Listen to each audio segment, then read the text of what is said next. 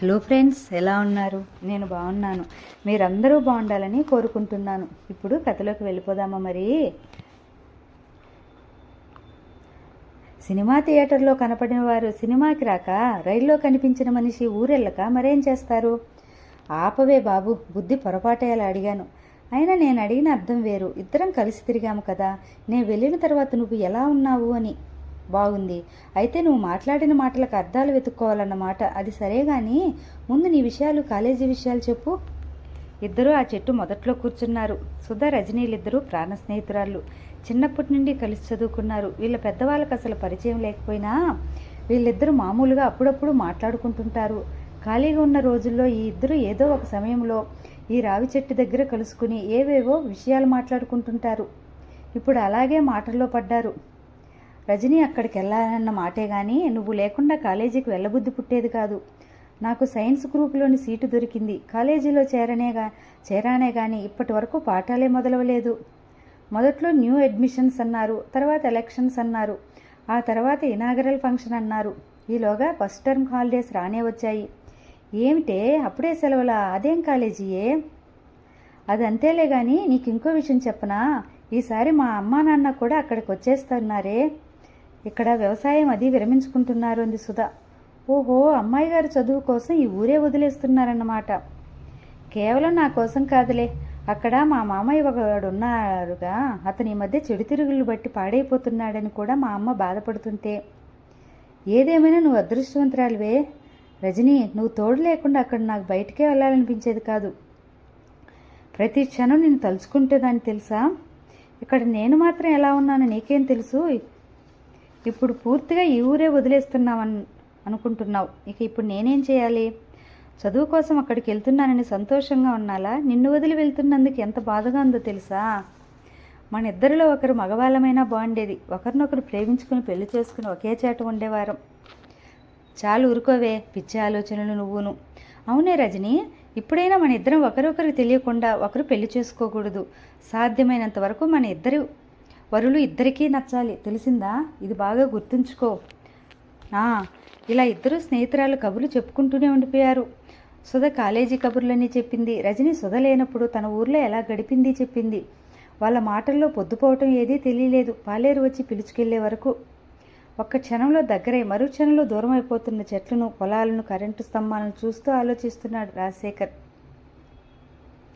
ఏదో రహస్యాన్ని చెప్పాలన్నట్లు అర్జెంటుగా దగ్గరకొచ్చి ఆ కాస్త వ్యవధిలో ఆ పరమరహస్యం చెప్పటం కుదరతన్నట్లు వచ్చినంత వేగంగా దూరంగా వెళ్ళిపోతున్నాయి.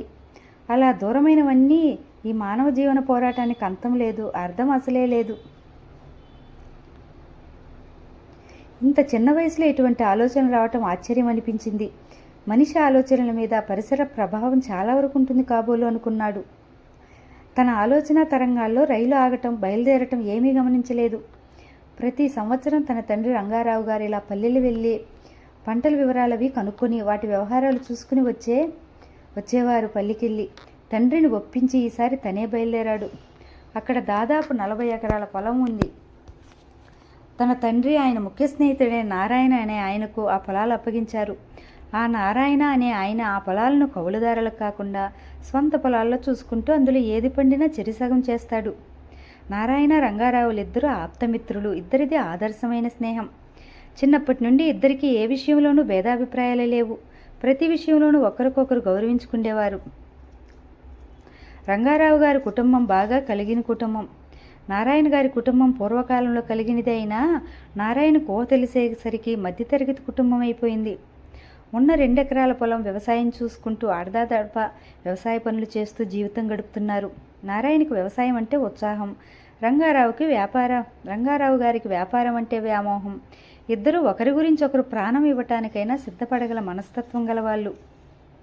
ఇద్దరూ యవ్వనంలో కడుగు పెట్టారు. బాగా ఆలోచించి రంగారావు ఒక నిర్ణయం తీసుకున్నాడు. తనకెలాగూ ఇక్కడుండి వ్యవసాయం చేయాలని లేదు. తన మనసు ఎంతసేపు వ్యాపారం వైపే మొగ్గుతోంది. అందుకే తనకున్న పొలం అంతా నారాయణను వ్యవసాయం చేసుకుని అనుభవించమని చెప్పాడు.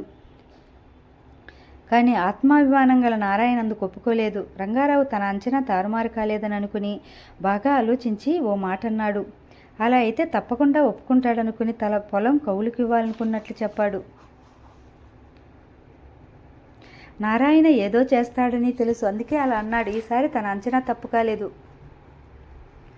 కౌలు కరెక్ట్గా పుచ్చుకుంటే పశ్చిమలో ఆ వ్యవసాయం తనే చేస్తా అన్నాడు నారాయణ. రంగారావు అప్పటికి తన దగ్గరున్న డబ్బుతో వ్యాపారం ప్రారంభించాలని తన మకాం పూర్తిగా పట్నం మార్చాడు. అయితే అంతకుముందు వ్యాపారంలో ఏ కాస్త అనుభవం లేకపోవటం 2 సంవత్సరాలు కాకుండా వ్యాపారం పూర్తిగా దివాలా తీసింది.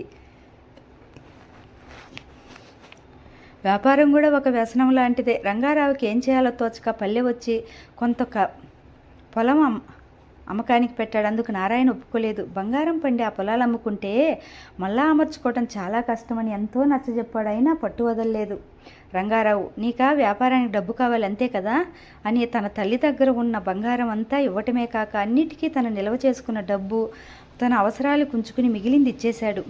మిత్రుడి ప్రేమకు రంగారావు కరిగిపోయాడు. ఇది కూడా వ్యాపారంలో నష్టపోతేనో అడిగాడు.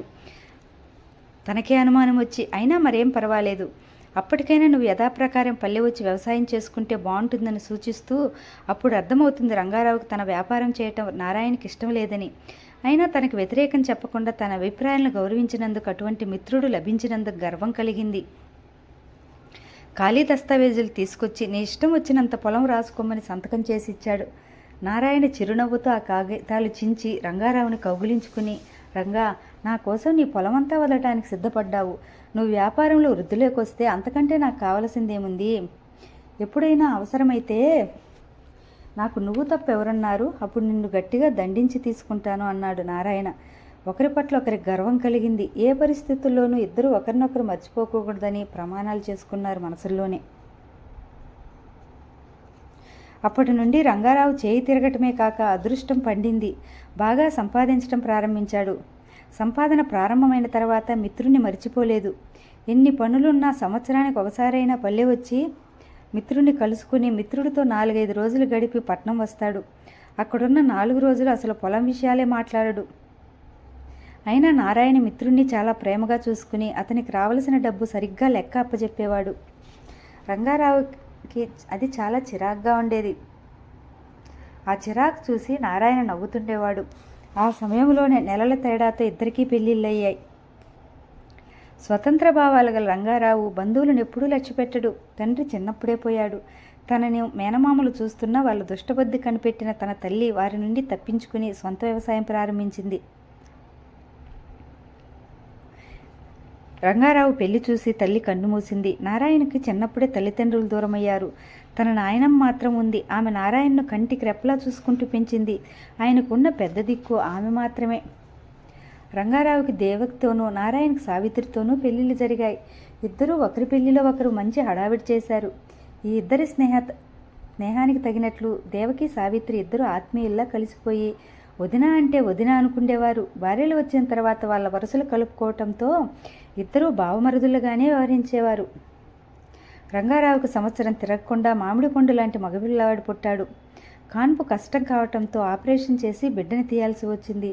తర్వాత ఇక గర్భం వచ్చే అవకాశం లేదన్నారు డాక్టర్లు. మిత్రుడి పరిస్థితి తెలుసుకుని నారాయణ చాలా బాధపడ్డాడు. రంగారావు భార్య దేవకిని ఊరడించి ఉన్నదానితో సంతృప్తి పడదామని ధైర్యం చెప్పాడు. ఆ బిడ్డకు రాజశేఖరని పేరు పెట్టుకున్నారు. సావిత్రికి 2 సంవత్సరాలైనా పిల్లలు పుట్టలేదు.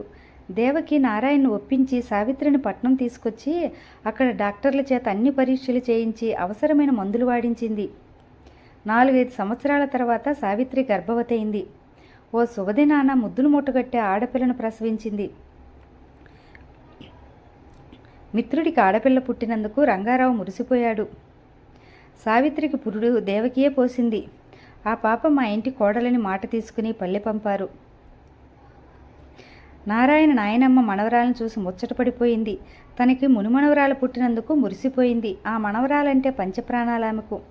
రైల్లో ప్రయాణం చేస్తున్న రాజశేఖర్కి తండ్రికి చెప్పిన ఈ కథ అంతా గుర్తొచ్చింది. అంత ముఖ్యమైన స్నేహితులు ఇప్పటికి 10 సంవత్సరాల నుండి కలుసుకోలేదట. ఆ పాప పుట్టిన 4-5 ఏళ్లకు సావిత్రమ్మ పోయిందంట. తన తండ్రి వ్యాపారం బాగా అభివృద్ధి అవ్వటంతో క్షణం ఖాళీ ఉండకపోవటం వల్ల పల్లె వెళ్ళటం మాని నారాయణనే రప్పించుకునేవాడు. భార్య పోయిన తర్వాత నారాయణ ఎక్కడికి వెళ్ళటం మాని సంవత్సరం డబ్బు మాత్రం డీడీ చేస్తుండేవాడు. ఏ సంవత్సరానికి ఆ సంవత్సరం ఇద్దరూ ఒకరినొకరు కలుసుకోవాలని అనుకునేవారు. అలా అనుకోవటంలోనే చాలా కాలం గడిచిపోయింది. తనకు పల్లెలు చూడాలని, అక్కడ కొంతకాలం గడపాలని అనిపించటంతో తన తండ్రిని ఒప్పించి ఈ సంవత్సరం తను బయలుదేరాడు. నారాయణ గారు తనను ఎలాగూ గుర్తుపట్టరు. ఎప్పుడో చిన్నప్పుడు చూశారాయన. తనకి ఆయన అంతగా గుర్తులేదు. ఆ పల్లెటూరికి ఎలా వెళ్ళాలో అన్నీ వివరంగా చెప్పారు రంగారావు గారు.